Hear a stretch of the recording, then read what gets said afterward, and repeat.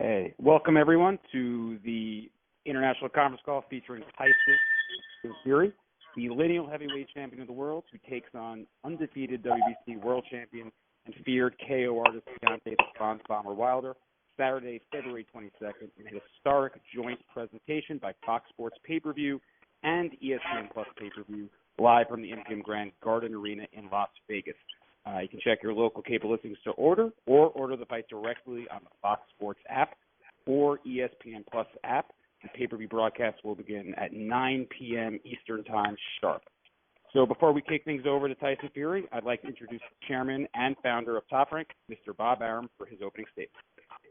Hey, thank you very much, Evan. Well, we're a little over a week away from the biggest heavyweight championship match in decades. We can't wait for fight night. The response from everybody, from cable systems, satellite providers, digital platforms, have been enormous. I want to thank especially ESPN and Fox for the magnificent way they have both stepped up to the plate to help us promote this fight. I want to also take this opportunity to thank my friends at PBC who have worked so well with my staff at Top Rank to make this such a great event.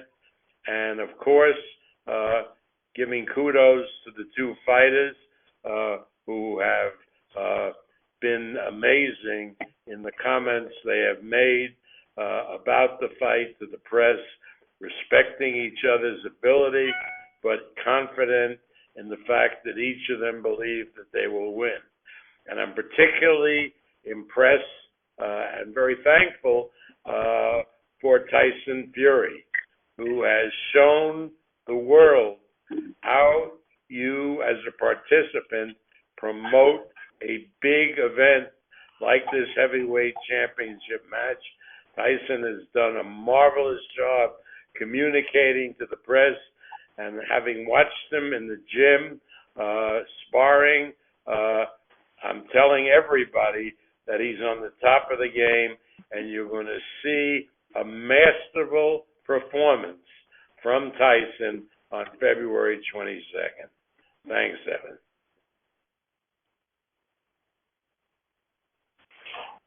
Thank you very much, Bob. And now we will kick things over to Tyson Fury for his opening statement. Tyson?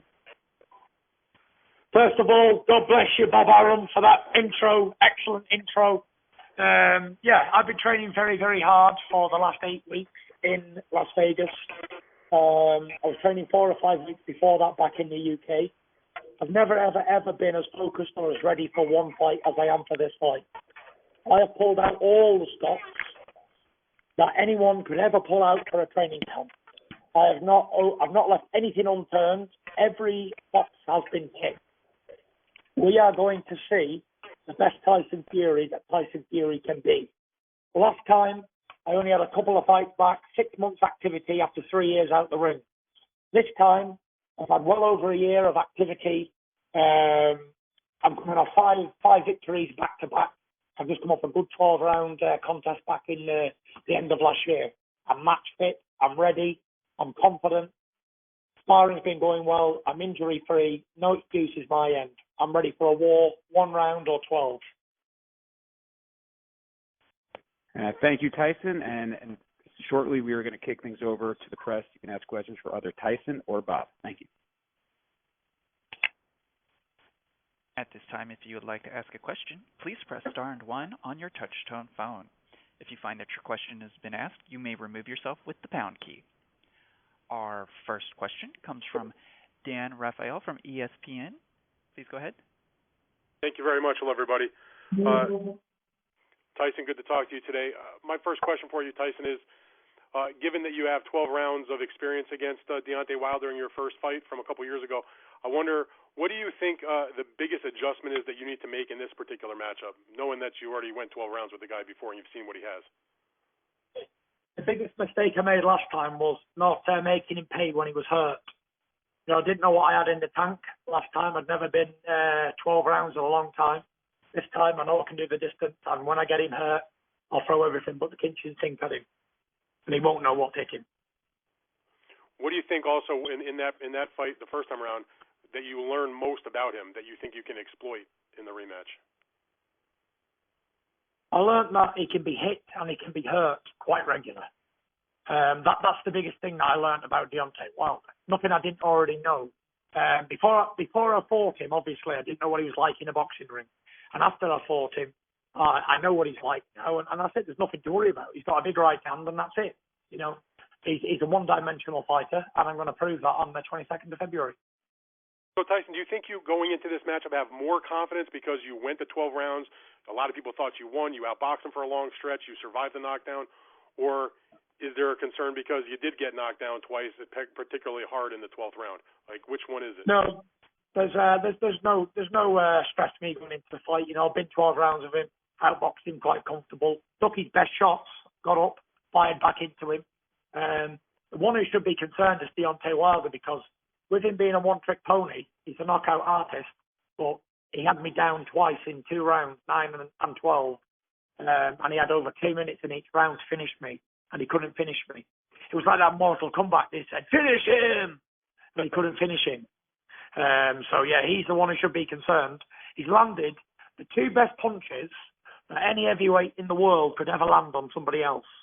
And the Gypsy King rose like a phoenix from the ashes, back to me feet, and hurt him in the end of the round. So, got to be pretty difficult for Wilder, not me.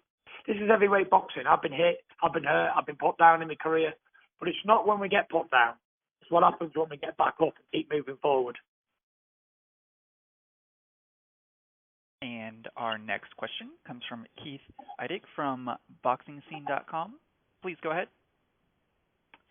Tyson, on a conference call a couple of days ago, Deontay Wilder's trainer said that he felt that Deontay Wilder's boxing ability and his ring IQ was underrated. I was just wondering how you would assess his, being the skillful boxer that you are, would assess his boxing ability and his ring IQ. He's got a lot of experience. He's got over 40 professional contests. What he doesn't know about boxing now at 34 years old, he's not gonna know it. I thought his boxing IQ was okay. It wasn't up there with the likes of someone like Vladimir Klitschko, but he was decent. He's always looking dangerous. He always looks imposing and dangerous. So you can never write somebody off like that. That's for sure. Tyson, there's been a lot of talk since you fought him, and he's had 2 big knockouts and everything, that he's arguably the biggest puncher in boxing history. Even Bob himself has said maybe that's true. I was just wondering, having felt his power, what you think of it, and how it maybe compares to Klitschko and other people that you fought. I felt the power. Ain't so bad. He can't be the biggest puncher in history because he couldn't knock the Gypsy King out, could he? I took his best shot, flush on the chin, and got back up. He punches hard, but, I've never been hit by the likes of someone like Ernie Shavers. I didn't get hit by George Foreman. I didn't get hit by Rocky Marciano or any of those top guys. I didn't get hit by them, so I can't comment. So to say he's the biggest puncher in history, I'm not really sure because I didn't get hit by all the guys in history. But, I don't think he punches harder than Vladimir Klitschko. Vladimir has a massive knockout punch, a lot more fights than Wilder as well, 65 contests. Make no mistake, all heavyweights punch hard, and we can all knock anybody out. Wilder, I don't think it's so much his power, it's the speed it lands, which is it can be tricky when you don't see it coming. But then again, even a guy who's got no knockout ratio, if he hits you and you don't see it coming, then he's going to put you down. But actually feeling punches in fights, I'm not familiar with it because I don't feel any punches when I'm in the ring because the adrenaline's flying high, and you're in a fight, you don't feel the punches ever. And our next question comes from Brian Campbell from CBS Sports. Please go ahead. Thanks so much. Tyson, when you said in both press conferences that you're training for the knockout, you're predicting a second-round knockout, the reaction of most people have been that you're planting a mind trick or trying to sort of hide your strategy. How would you address the doubters who don't believe that this is your intention? Well, we won't have to wait long to find out, will we? 10 days for that. 9 days. 13th today, sorry. 9 days and we're there. So it's not very long to see if I'm bluffing or I'm telling the truth. You know, it's this is boxing. Many people have said many things in the past. But we'll see if I'm man enough to back it up, eh? If this is your intention, how much did the judging in the first fight against Wilder, play in you wanting to alter your strategy like this? It played a massive role because it's made me uncomfortable. It's made me do things I didn't want to do. But, you know, when we're taken out of our comfort zone and pressed and pressed and pressed, then we become better. So it was almost like a blessing in disguise that I didn't get the decision, because I would have kept working on my boxing. Just box. You know, I believe I can outbox Deontay Wilder very, very comfortable. But the fact of the matter is, I believed I outboxed him comfortable last time, but it's no good me believing it. The judges have to believe it. And to guarantee a victory, I've got to get a knockout, because, you know, I don't want to leave anything unturned this time. I don't want another controversial decision. I don't want people to say, oh, well, he won, no, he won, whatever. I want it to be a defining win, either way. You know, the boxing side of it, one judge had it 114, 112 or something, 113, and then one judge had it like 117, 110, 116, 110. So I'm not sure what fight that judge was watching, but, you know, I'm not a judge. These guys see what they see. That's their personal opinion. That's what they get paid to do. So, yeah. But in order to guarantee a victory, I think you've got to take it out of anybody's hands. My own destiny lies within my own two fists. Tyson, given the terms of the contract and the potential for a third fight with the loser having the option from what we've heard publicly, are you preparing your mind that you're going to fight Wilder twice this year, no matter what happens? You know, one fight at a time. I'm only 9 days from the biggest fight in my life, so I'm not looking past that. Not looking at any other fights. Not one other fight in the world matters at the moment. But I only concentrate on one fight at a time. Let's get through this one, then we'll talk business about more fights. And our next question comes from Michael Woods from New York Fights. Please go ahead. Hello, Gypsy King. Hello, Bob Arum. Question for Tyson Fury. Tyson, you've said that this time we're not going to see the quote-unquote herky-jerky style, and you're going to be more offensive and really looking to take it to Deontay Wilder. I do wonder, have you done things in camp, tweaked anything so you will be showing more power? Are you turning your hips more or punching through the target? What are you doing in camp so this strategy will work on February 22nd? Well, if I told you that, I'd give the full game plan away, wouldn't I? Yeah, I don't want the full game plan. Maybe just 10%. Well, let's just say I've been sitting down in the pocket and letting them fly very aggressively and a high volume of them. Let's just say that.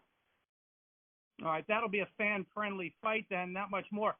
Tyson, in the first one, you were down a couple times. I am curious, do you worry about your chin? Do you work on anything to make your chin that much more impregnable, or do you just say, no, yes. I have confidence in my chin. I know it can hold up. I have got confidence in my chin, but I've been doing a lot of pussy licking to strengthen my jaw up. So, yeah, I've been strengthening the old jaw up as well. All right, good stuff. Thanks for your time. I appreciate it. Thank you very much. Our next question comes from Stephen Muehlhausen from Sporting News. Please go ahead.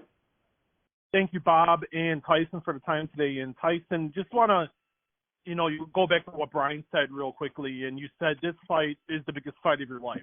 What makes this fight bigger than the fight you had with Vladimir Klitschko? This fight's the biggest fight of my life up to now. Vladimir Klitschko's in the past, it's history, and this fight's active and current. So every fight that I have going forward is the biggest fight of my life. You brought in recently Jacob Stitch-Durand, to be your cut man. What was the decision behind bringing Stitch in? The decision was I got a big cut in my last fight, 47 stitches across the top of the eye, inside and out. And I need someone who's the best at what they do. And Stitch seems to be the best at what he does. So, yeah, we're not cutting any corners, that's for sure. Is it a decision? Do you wish you would have brought him in before the fight with Otto, or was it just you had a guy you were set on him and you wanted to see what would happen? No, I don't think it makes a difference, who was in the corner. Unless there was a miracle worker in the corner who was good at touching cuts and making them not happen, then yeah, it doesn't matter who's in the corner on that night. You're still going to get a cut either way. And once again, that is star and one to join the question queue. Our next question comes from Jeremy Herridges from fansided.com. Please go ahead. Hey, Tyson, thank you for taking the time to talk with us today. Obviously, going in the ring with Deontay, it was a dramatic fight. Would you call that the toughest fight of your career, or would you say that you've been tested more than that one fight? I wouldn't say that was the toughest fight. I'd say that was one of my easiest fights, to be fair. Other than the two knockdowns, it was a pretty one-sided fight. I've had much difficult fights than that before, much more harder than that. Deontay Wilder's not my toughest opponent, that's for sure. My toughest opponent in my full career was Steve Cunningham. He was a former cruiserweight champion, and I fought him in about 2013 in New York, Madison Square Garden, and that was the toughest fight I ever had. And our next question comes from Tony Page from New York Daily News. Please go ahead. Hey, Tyson. Tyson, what's going on? What's going on, sir? Real quick question. I just got one question for you. You say you're going to knock out Deontay Wilder. You didn't do it in the first fight. Do you see something, or do you see a weakness in his game that will make you exploit it and knock him out? It's not about what Deontay Wilder does. It's about what I do. I don't think about the opponent. The opponent means nothing to me. I've got to concentrate on what I do, not what he does. It's all about what I do on the night, not about what he does, which gets a knockout. Thank you. And our next question comes from Sean Cross from Boxing Insider. Please go ahead. Hi, champ. Thanks for taking the time out to talk to all of us. I just have one simple question. When you realized that you needed to be more aggressive this time around to get a guaranteed win, was that what led you to training with Sugar Hill Stewart more than perhaps another trainer that might be more defensive-minded? Yeah, I had a good defensive coach, Ben Davison. We worked on a lot of defense every single day for 2 years. It was defense. So I needed an aggressive trainer. I worked with Sugar Hill in the past. I knew he was a good guy. I knew we got on well, which is very important. Communication is the key to any good relationship. That's why I brought him in. And it's been one of the best decisions I've ever made, ever. Great. Thank you so much, and all the best. No problem. Our next question comes from Carlos Toro from Fightful. Please go ahead. Thanks so much. Thanks, Tyson, for taking time to talk to us. Earlier in the call, you talked about the readiness, in this fight compared to the first fight. Obviously, you had the very tough fight against Otto Wallin. Do you believe that fight maybe perhaps prepared you for you to have to go into deep waters against Deontay Wilder this time around, compared to your first two fights coming back right before the first fight against Deontay? For sure. Going the distance in good fights, it really does sharpen your match fitness. I was happy that the last fight was a tough fight and it wasn't just a blowover, because it prepares me more for the Deontay Wilder Battle Royale. We both had two quick knockouts in the first two fights we had. He knocked out Dominic Brazil in a round. I knocked out Tom Schwartz in 2 rounds. And then in the second fight, I got a good 12 rounds in, and he got a good 7 rounds in. So we're both coming into this fight with match fit, both coming very active into this next fight. All right. Thanks, Tyson. Best of luck. It's February 22nd. Thank you. And our next question comes from Keith Eidick from BoxingScene.com. Please go ahead. Tyson, you mentioned a few minutes ago that the Steve Cunningham fight was the toughest of your career. I know you were down in that fight. Can you elaborate on what made that fight the toughest for you? At that time in my life, I'd never fought anybody like Steve Cunningham. He won the IBF title, like, and defended it maybe 7 times or something like that. He was unified champion, and it was my first step up, like, onto anybody with that type of ability. And he was slick. and he was hard to hit. He was very awkward, and he was a very good boxer. So that was the toughest fight in my life. Going into that fight, Steve was a smaller heavyweight. Did you underestimate him maybe going into that fight? No, I never underestimated him. He was 6'3", 210 pounds. He was probably taller than Evander Holyfield and bigger as well. So, we say small heavyweights, but they're really big heavyweights. But today, the heavyweights have gone supersized. So, he was a tough opponent. I didn't underestimate him. He was a very good guy, very good boxer. I just have one other question for you, Tyson. How much did it help? Changing trainers is never easy, but how much did it help, though, that you knew Javon Stewart and didn't have to get to know a new trainer entirely?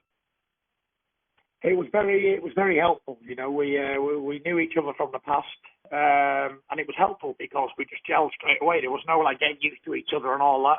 We just went straight to work in an old-fashioned type manner. Would you have changed to a trainer that you weren't familiar with, or would you not have done that? I wouldn't have done it, no. Okay. Because we only had 8 weeks to prepare for the fight, and it takes a few weeks to get used to a new trainer and to gel on the personalities. You never know what you're getting with new trainers and all that, but the fact that we worked together in the past, we knew each other, we kept in touch, we spoke to each other over the years, it was really helpful. We just got straight down to work. Thanks, Tyson. Thank you. And our next question comes from Hans Themisko from Round by Round. Please go ahead. Hey, is Bob still on the line? Yeah. Hey, yes. Bob. So my question is for you. I know Tyson said that he wanted to, go for the knockout, but there's been several occasions where you've come out and said that Tyson is one of the best pure boxers you've ever seen. So does it kind of concern you when he comes out with a game plan like that, wanting to knock out Wilder, but that kind of plays into his hands when he can pretty much outbox him for the full 12 rounds? Well, I have confidence in Tyson because, there are guys who say they're going to knock out their opponent, and it's like a baseball player getting up to the plate and trying to hit a home run. When anybody who knows baseball will say that the guy who looks to make contact has a better chance to hit a home run than the guy that's swinging from his heels. So Tyson is a great boxer, but he has the determination to knock out Wilder, and he knows that he's not going to force it, and the knockout will come. And that unlike the first fight, when he gets Wilder into trouble, and Wilder was in trouble at a couple of times in that fight, he's not going to let him off the hook. He's going to go for the knockout. Gotcha. And just my last question is for Tyson.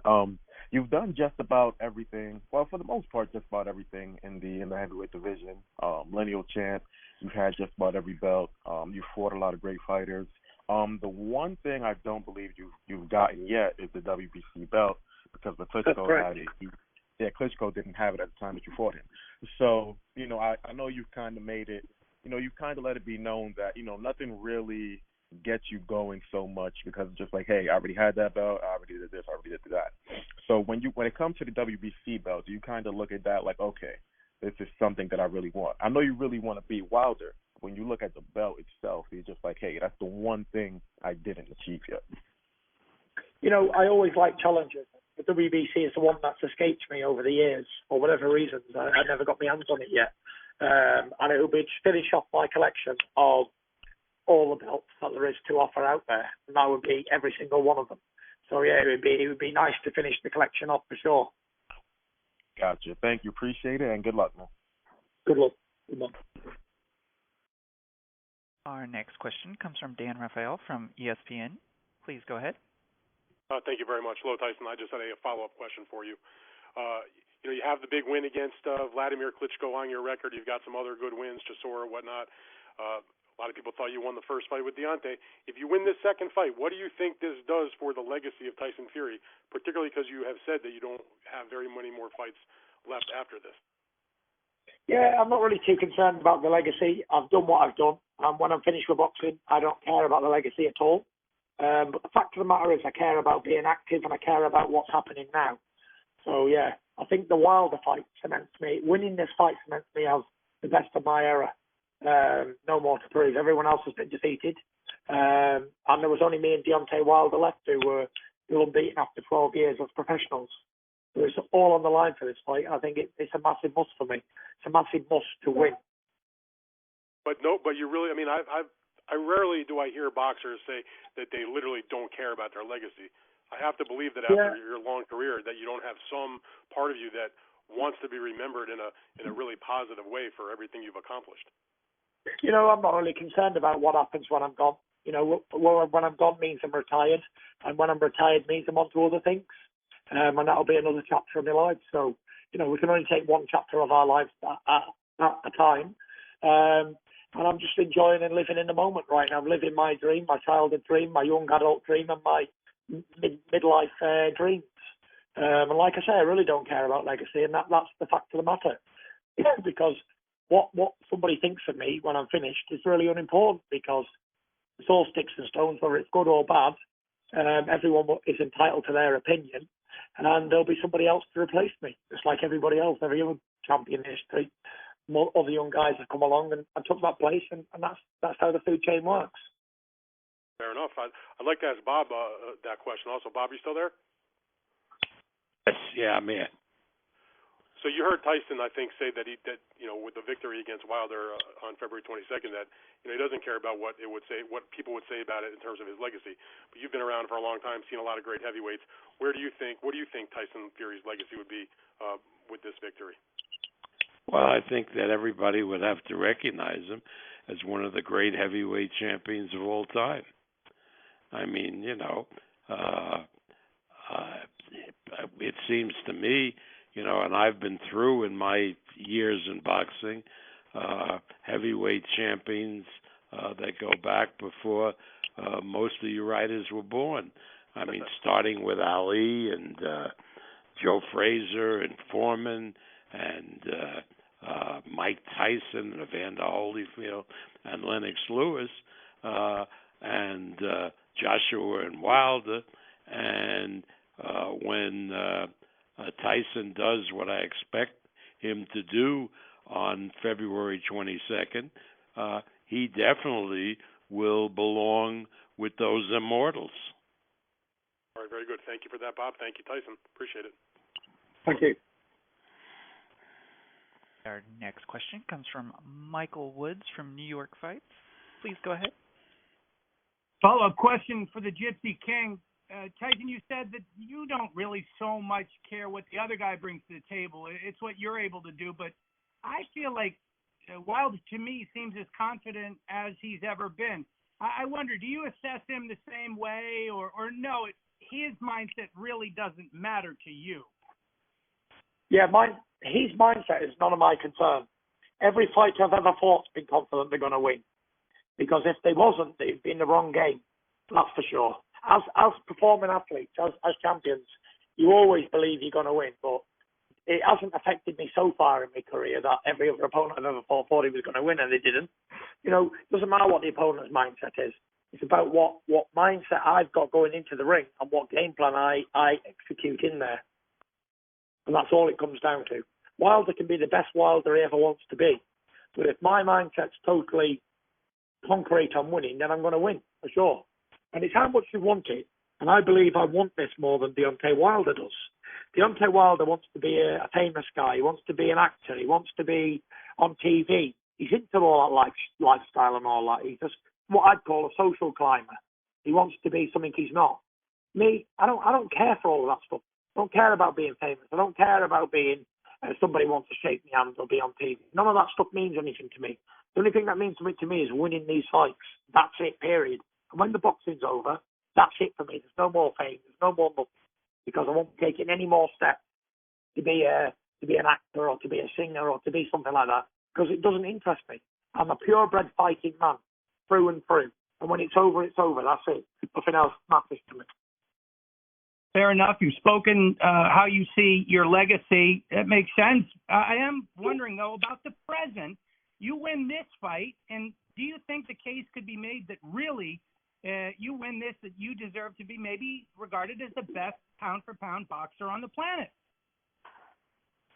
Well, I'm not sure about all that pound for pound stuff. I'm not too sure how it works. I think it's like fantasy baseball, isn't it, where everyone just has an opinion on who they think's the best or whatever.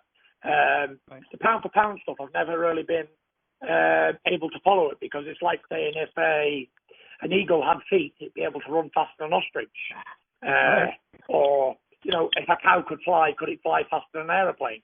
It's just people's opinion, like randomly making up stuff. But I'm not sure about how that works. But the one thing I do know is when I beat Deontay Wilder, I'll be the best heavyweight of my era, standing alone. Very good stuff. Thank you so much. Thank you. Question comes from James Bell from The Boxing Source. Please go ahead. All right, this question is for Tyson Fury. One of the things that is a topic going into this particular fight is your weight and how comfortable you are coming into this fight in comparison to your first fight. How do you feel with your current weight going into this fight that's coming up in 9 days? Yeah, I feel comfortable with the weight. I'm already there where I want to be. I'm not trying to lose weight. I'm not trying to put weight on. I'm a giant heavyweight, eating clean, eating well. And whatever weight I weigh in on the night is really unimportant. You've seen heavyweights come in at 200 pounds. You've seen them come in at 300 pounds. The heavyweight division has no limit. So it's one of those things. Now, years ago, Emmanuel Stewart talked about you and Deontay Wilder being two of the top heavyweights coming up to this particular point. With you now training with Sugar Hill Stewart, what does this mean to you to pretty much come almost full circle from that particular point years ago with Emmanuel Stewart to now? Fantastic, isn't it? It's very thinking that 12 years ago, 10 years ago, Emmanuel called all this, and it's come back to reality. And Sugar Hill's training me, his nephew, so it's great that I'm actually having these big fights and having the influence of the Kronk gym and Emmanuel Stewart in the corner. And our next question comes from Don Hewitt from Boxing TV. Please go ahead.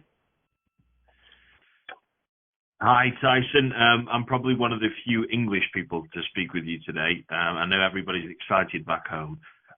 Looking at the interview with John Fury and David Haye, John Fury said that we saw the best of Deontay Wilder. Would you agree with that? Yeah, I think we've seen the best of Deontay Wilder. He's 34 years old. I don't think you get better after 34, do you? That's for sure. I think you hit a point in your career, and that's called the prime of your career, the pinnacle.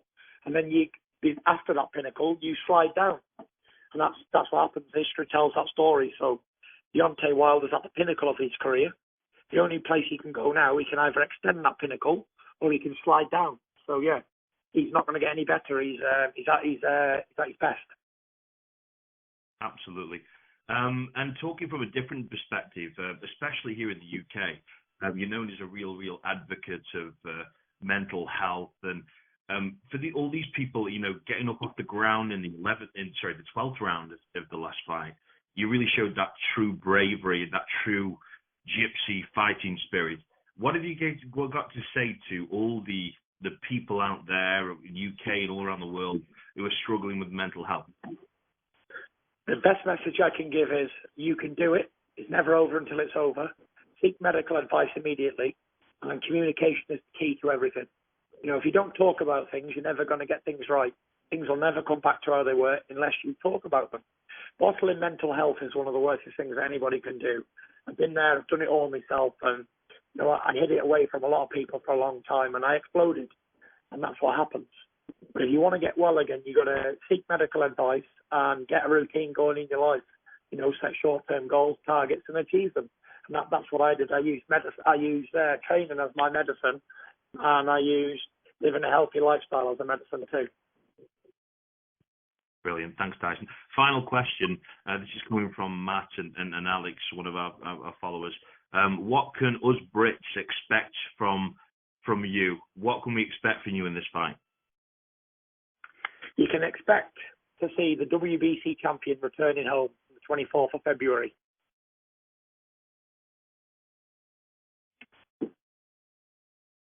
And I would like to go ahead and turn it back to Tyson for any closing remarks. Just want to say thank you for everyone taking the time today to interview me and get some questions in. I believe we went through quite a few stuff there and answered as much as I could. Big shout out to Bob Arum for being on the line, taking time out of his busy schedule. And don't forget to tune in on ESPN Plus and Fox Pay-Per-View and BT Sport, February 22nd. See the most entertaining fight of the last 20 years. Be there or be square. Peace out.